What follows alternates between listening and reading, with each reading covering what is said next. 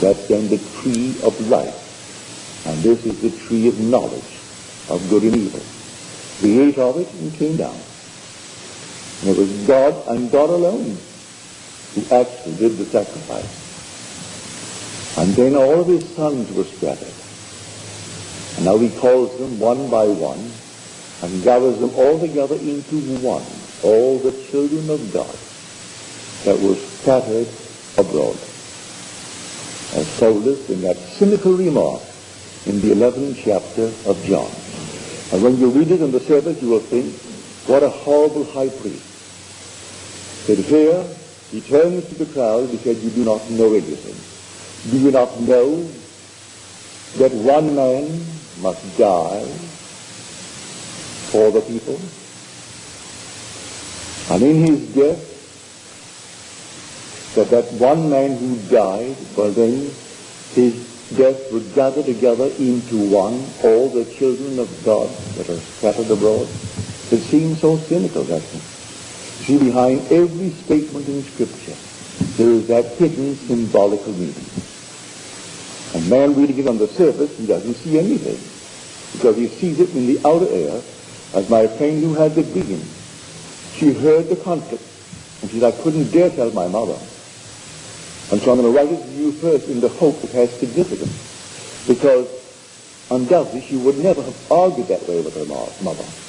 And so she could not, even though in dreams she could not tell the mother that a dream of this nature took place. Because physically she wouldn't do it. And then to have that in dream. But in the depths of the soul, seemingly you have no control, not the rational mind. But he who was in the closet listening, he heard the music of the prayers. He heard, oh, the glorious thing of the world. On the outside, conflict.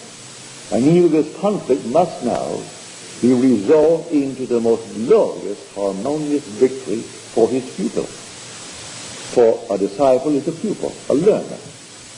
And now she no longer becomes the learner. She floats over the water now, stands up on the deck, and from now on she's going to stop drinking all the water and convert it into wine. And put into practice what she has heard. And live it. And love her mother all the more. No matter what happens from now on, she'll love her all the more. Because she knows only as I love her can she love me. That is the story. If I would have someone important in my world, I must treat them as though they are important. I don't care who they are.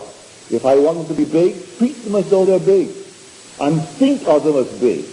And talk to them in my mind's eye as though they are big. And treat them that way. And then to the degree that I actually practice that, turning this water into wine, they become that in my world. And this is the world in which we are living. So drink no more water, Timothy. Take a little wine for your stomach's sake and its many afflictions. How many of vino stood before a judge and quoted that and got off? The judge was startled. I've read many a case where he goes before the judge. He said, well, the Holy Word says this, Your Honor. He said, what Holy Word?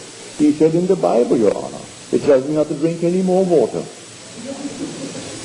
And so he comes in with his bottle hanging from his pocket, and he's all plastered, and he turns to the judge. He says, the Bible tells me to drink no more water and drink wine. But the judge never heard that before.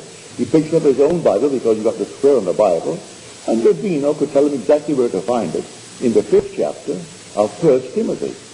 And here he looks at the 5th chapter of 1 Timothy, and the judge reads it, case dismissed. Transfer on a book and then not go by it, so he dismisses the vino. But that's not what it means.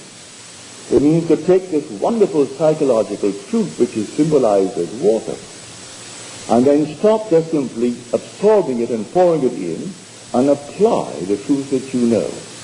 And so when someone is in need, represent them to yourself as though they were not really in need at all, but they were affluent. And see them now exactly as they would like to be seen by you and by everyone in the world. And persist in that assumption. And if you persist in that assumption, you're turning water into wine. And making it become alive in your world. This is the first act in the book of John. The first, what is called sign, woman, what have I to do with thee? There is the getting rid of the mother image. He's talking to his mother. And as he rubs out the mother image, here cometh maturity. He's going to turn it now into wine. No more water in his life.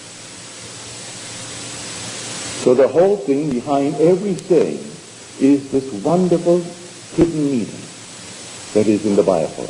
Each a hidden symbolical meaning. You are destined, each one of you, to awaken one day as God the Father. And God the Father so loved you, he actually became you. That was the great sacrifice. Unless I die, thou canst not live. But if I die, I shall arise again, and thou with me. So God dies. Completely gives up his godhood, his glory, and takes upon himself the weakness and the limitation of the human nature. And there he suffers from the beginning to the end. And in the end, you awaken.